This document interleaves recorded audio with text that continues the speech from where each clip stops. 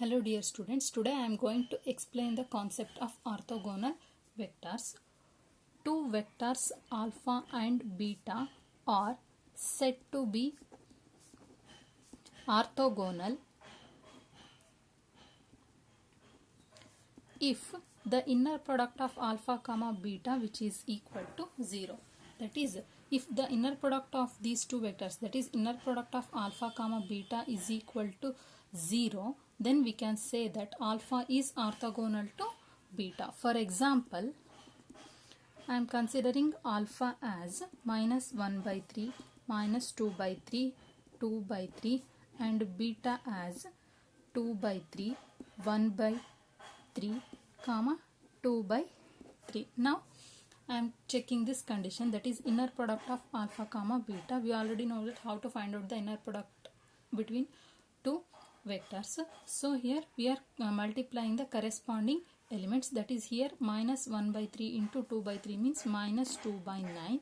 Next plus into, next again we are multiplying the second components, minus 2 by 3 into minus 1 by 3. Therefore again we got minus 2 by 9 plus here 2 by 3 into 2 by 3 means 4 by 9. At last we got the result as 0. Therefore here the inner product alpha comma beta which is equal to 0.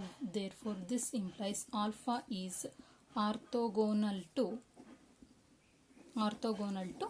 beta. So next we have one theorem on this concept.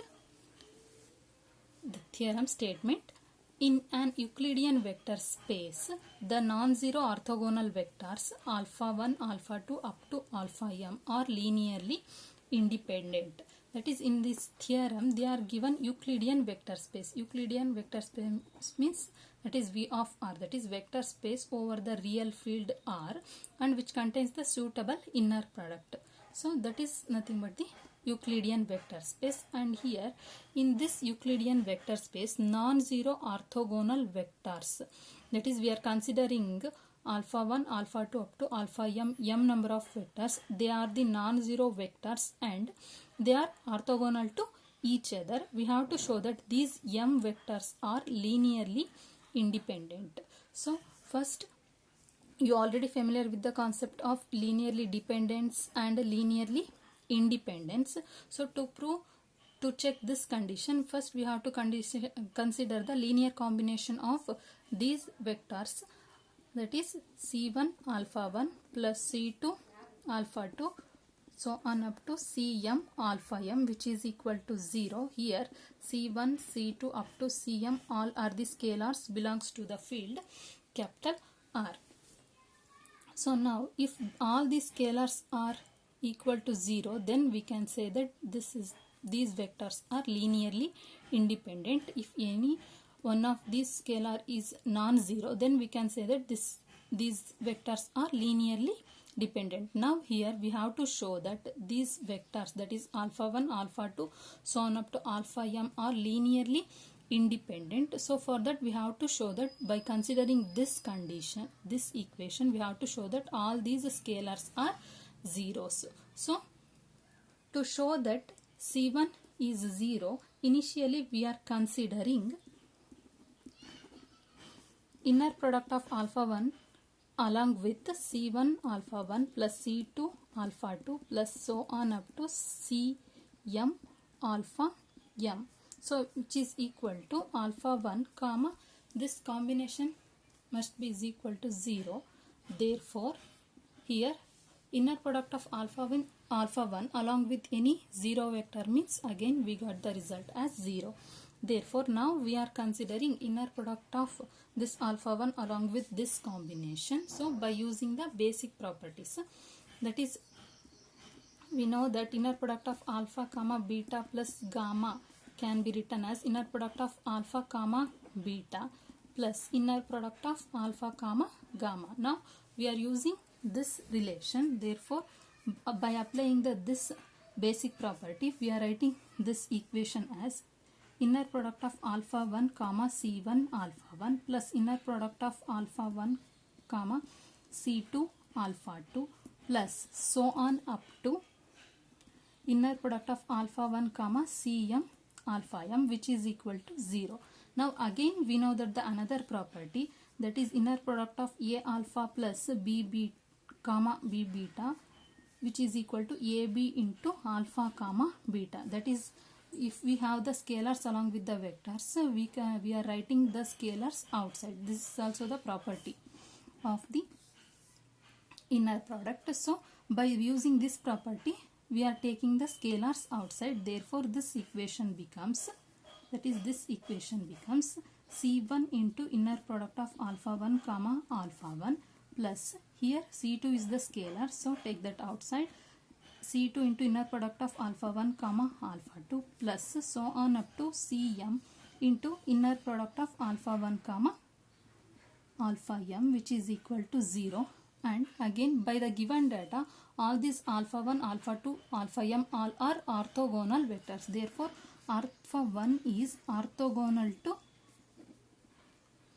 all the remaining alpha 2 up to alpha m, all the remaining vectors. Therefore this implies inner product of alpha 1 along with alpha 2 is equal to 0. In the similar way, inner product of alpha 1 along with alpha 3 also equal to 0, so on up to inner product of alpha 1 along with alpha m, which is also equal to 0. Now we are taking all these values in this equation. So now we got C1 into inner product of alpha 1 comma alpha 1 plus this value becomes 0. So in the similar way, all the remaining values becomes 0. Therefore C1 into inner product of alpha 1 is equal to 0. Now inner product of alpha 1 comma alpha 1 is nothing but the square of its length.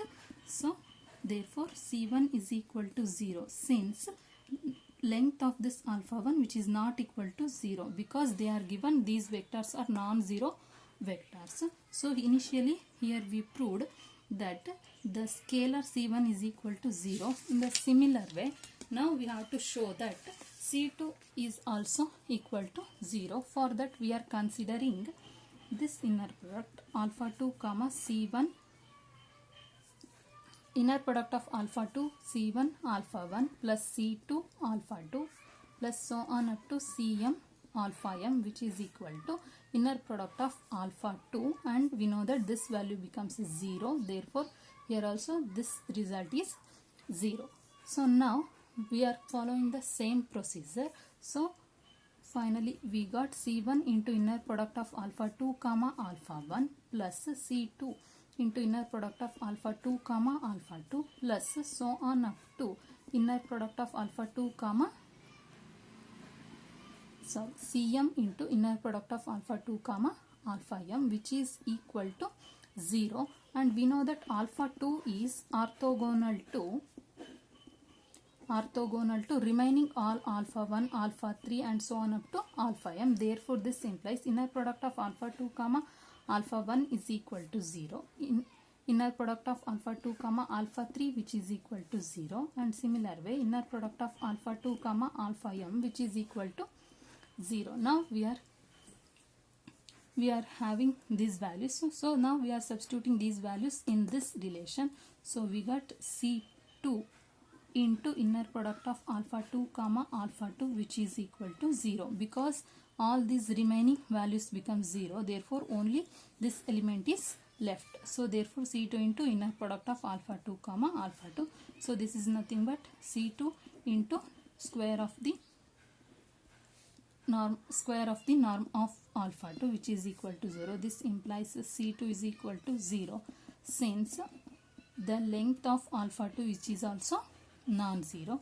So here in this step we proved that C2 is also 0. If we continuing the procedure like this, so we have to show that C1 is equal to C2 is equal to up to Cm which is equal to 0. That is, all the scalars are 0, and initially we are considering C1 alpha 1 plus C2 alpha 2 up to Cm alpha m is equal to 0 implies C1 is equal to C2 is equal to Cm which is equal to 0. That is, all the scalars are 0. So this one is the condition for linearly independent. Therefore alpha 1, alpha 2 up to alpha m are linearly independent. So this one is the proof.